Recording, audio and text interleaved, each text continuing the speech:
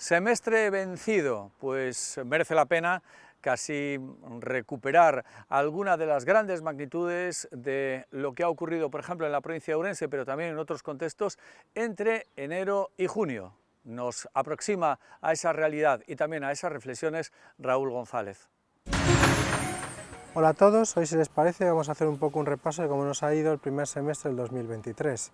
A los orensanos parece que no nos va mal, es decir, si nosotros siempre estamos en esas cifras un poco mejores, cuando llegamos a los 105.000 cotizantes a la Seguridad Social suele ser una buena cifra. Estamos viendo además que vuelve a haber venta de coches, vuelve a haber venta de casas, vuelve a haber venta de pisos, por lo tanto parece que la economía más o menos nos va funcionando, vamos teniendo ese tirón que parece que está teniendo también la economía nacional. Un dato que a lo mejor sí puede ser bastante significativo, aún así, es que seguimos teniendo nuestros pequeños pecados, nuestras pequeñas dificultades. Por un lado lo vemos en la inflación, que aunque sigue bajando, en el supermercado parece que todavía se resiste a bajar, y también lo estamos viendo un poco en la capacidad que tenemos de acceder al mercado laboral. Tenemos una tasa de actividad que supera con poco, o a duras penas, ese 50%, lo cual todavía hay muchos ourensanos que está resultando difícil poder acceder al mercado laboral, o parece que ni tan siquiera tienen incentivos para ese mercado laboral. La verdad es que si lo miras es una sorpresa, es decir, ahora mismo crecemos más que Alemania o Francia, que son siempre nuestros grandes ejemplos.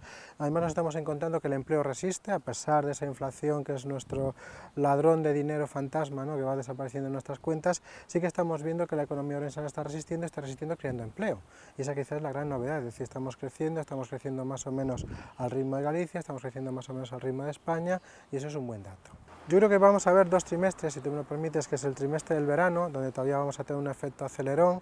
El turismo y el verano van juntos y suele ser siempre un factor de creación de empleo, siempre es un factor además dinamizador de la economía. Este año las previsiones dicen que son estupendas y fantásticas tanto para el mercado nacional como para el internacional, aunque el internacional un poco a Ourense nos toca un poco menos. Vamos a pensar que nuestros vecinos portugueses nos van a visitar y por lo tanto vamos a tener ese tirón del turismo que siempre genera empleo y siempre genera riqueza. Además es una riqueza global, porque no solo afecta a la ciudad, sino también un poco a todos los pueblos de la provincia.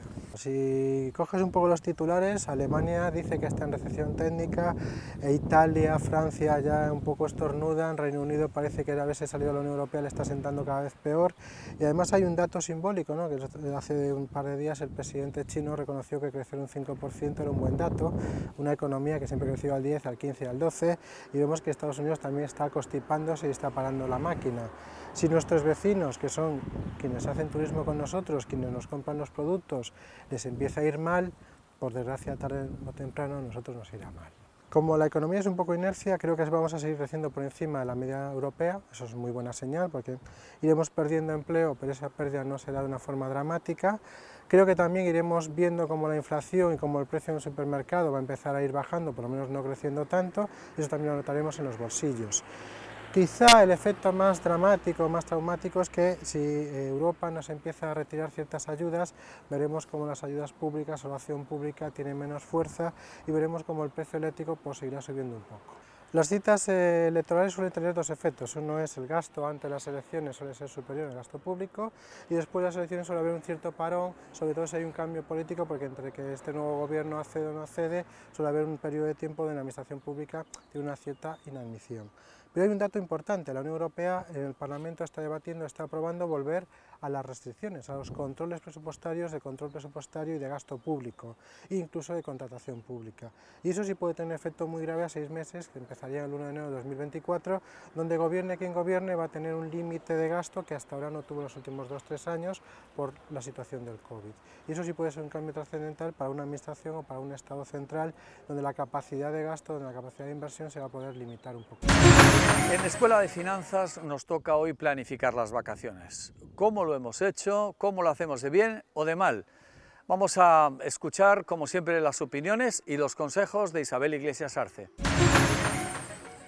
Desde mi punto de vista, las vacaciones tienen que estar planificadas financieramente desde el año anterior. Desde que venimos de unas vacaciones tenemos que ponernos a planificar el año siguiente, porque si no nos encontramos con los agobios de última hora y ya no solo por conseguir un viaje u otro, sino porque dejarlo todo para el final pues supone muchas veces pues, no disponer de las cantidades que sean necesarias. Tenemos que tener en cuenta que durante este año, he leído ya en varios artículos de que los paquetes vacacionales han incrementado su precio entre un 10 y un 15%, con lo cual, bueno, pues eso no lo teníamos previsto el año pasado, con lo cual nos vamos a tener que hacer una dotación más importante para los gastos de este año. Con lo tanto, todas las vacaciones que ahora tendríamos que estar planeando prácticamente en las vacaciones del año siguiente para saber cuánto tenemos que destinar cada mes para ese concepto anual. Cada uno tiene que ser consciente dentro de su unidad familiar a cuánto puede dedicar, qué porcentaje de su ahorro anual puede dedicar a esa contingencia. Al fin y al cabo es una contingencia más, las vacaciones. Pagarte tus vacaciones financiadas me parece el error más grande en el que podemos caer. Además nos vamos a encontrar que nos vamos a entrar en una rueda de la que cada año se va a ir ampliando en la cantidad y no vamos a ser capaces de salir. Por eso digo que tenemos que saber que el ahorro que nos tenemos que destinar cada mes para las vacaciones pues tiene que ser una cuantía que podamos ahorrar mensualmente. Por lo tanto, si yo en un momento determinado tengo que acudir a una financiación para pagarme mis vacaciones, yo le diría a todas estas personas que reflexionaran, que pararan y dijeran: este año me quedo sin vacaciones y este año empiezo a ahorrar para el año que viene.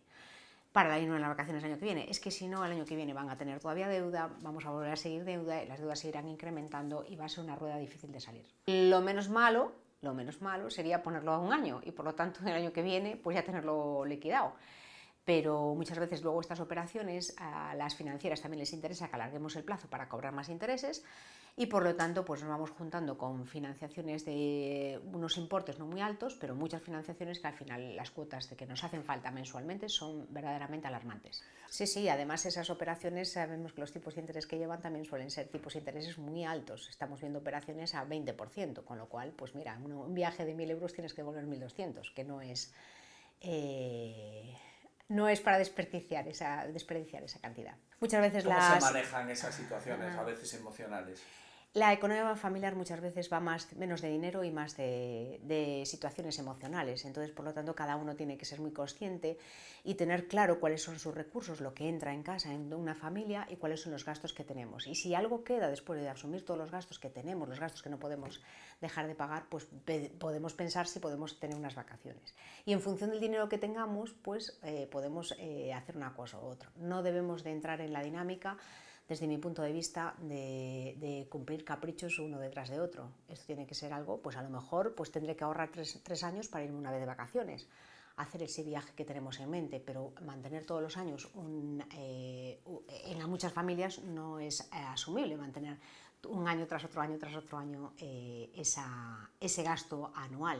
Por lo tanto, ¿cuál es nuestra capacidad de ahorro mensual? ¿Cuál es nuestra capacidad de ahorro anual? Y dentro de eso, pues ya destinar una parte para ese viaje. Una cosa es lo que queremos, otra cosa es lo que necesitamos y otra cosa es saber definir, pues muchas veces a lo mejor me puedo ir de vacaciones y no tengo por qué ir a tal sitio con que me supone a lo mejor otro gasto después de la estancia o ya no solo el viaje. Entonces, bueno, pues lo mismo digo, cada uno tiene que saber el lugar que ocupa, disfrutar lo mejor posible para no tener ningún problema y al mismo tiempo que su economía doméstica, su economía familiar no tenga ningún problema para el resto del año, no era un agujero. Además, tenemos que saber que a la vuelta de las vacaciones tenemos otro gasto importante, que es la vuelta al colegio. Llegamos ya a la sección Otras noticias de la semana. Los ourensanos también padecen las problemáticas de vivienda que sufre el resto del país. Ahora pagan más por el alquiler. El arrendamiento de un inmueble en la ciudad superó los 450 euros de media en el primer semestre, de acuerdo con los datos del Observatorio da Vivenda de Galicia, dependiente del Instituto Galego da Vivenda e o Solo. La estadística, elaborada con las fianzas depositadas en el Instituto Autonómico, que es obligatorio ingresar, muestra que se firmaron 817 contratos de alquiler hasta el mes de junio, con un importe medio de 450 euros. Respecto a los datos del año pasado, los precios se incrementan apenas un 1%. La cosa cambia cuando se hace balance a medio plazo, observando los datos previos a la pandemia. El coste de arrendar una vivienda creció más de un 13% a la luz de los datos que manejaba este instituto en 2019. La comparativa resulta más abrumadora si se toma el coste de hace 6 años. En 2017 el precio medio fue de unos 366 euros, por lo que desde aquel año los arrendamientos en la ciudad se incrementaron más de un 23%. A las dificultades para encontrar pisos se une este incremento del alquiler, que como muchos otros fenómenos va por barrios. A directora da Axencia Galega de Innovación e vicepresidenta do Parque, Patricia Argerei, destacou a capacidade da Tecnópole de apoiar o emprendemento, a innovación empresarial e a divulgación científica e anunciou un parque máis sustentable, digitalizado, aberto á cidadanía, atractivo para o talento e igualitario no 2025. Respecto á ocupación do espazo dispoñible, búscase non ter edificios sen uso, reactivar a venda de parcelas, así como contar con novas instalacións para acoller empresas debido á plena ocupación actual. O director da Tecnópole incidiu en que o futuro Centro de Excelencia en Ciberseguridade de Galicia que se vai instalar no parque contribuirá ao fortalecemento da ciberseguridade na administración pública, na cidadanía e nas empresas, ao tempo que se favorecerá o desenvolvemento de talento especializado neste eido. No marco da Estrategia de Desenvolvemento Empresarial, o parque dispón dun espazo destinado a impulsar ideas de negocio viables. Por outro lado, está en marcha a segunda edición do Programa de Aceleración para a Internacionalización de PEMES Galegas Innovadoras. O parque dispón de infraestructuras singulares para dar apoio ao desenvolvemento empresarial. En relación á sostenibilidade, vaise crear a primeira comunidade enerxética empresarial galega. Ademais, aglutinou baixo a marca Tecnópole Divulga todas as súas actividades de divulgación científica e tecnolóxica dirixidas ás futuras xeracións. En liña cos obxectivos do plan estratéxico, esta mañá presentouse a nova imaxe corporativa e a nova web do parque, con máis recursos para as empresas actuais e futuras. Hasta aquí nuestro programa por hoy. Como siempre, muchísimas gracias por habernos hecho compañía. Tengan una feliz semana y a la vuelta de 7 días una nueva edición de Las Cuentas Claras.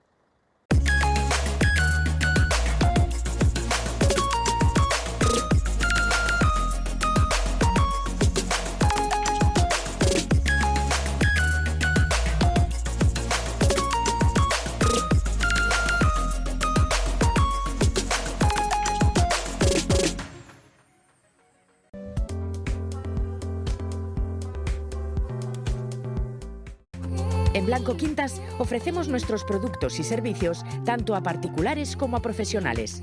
Trabajamos con las mejores calidades en cuartos de baño y materiales de construcción. Asesoramiento personalizado y financiación sin intereses. Blanco Quintas, profesionales a su servicio.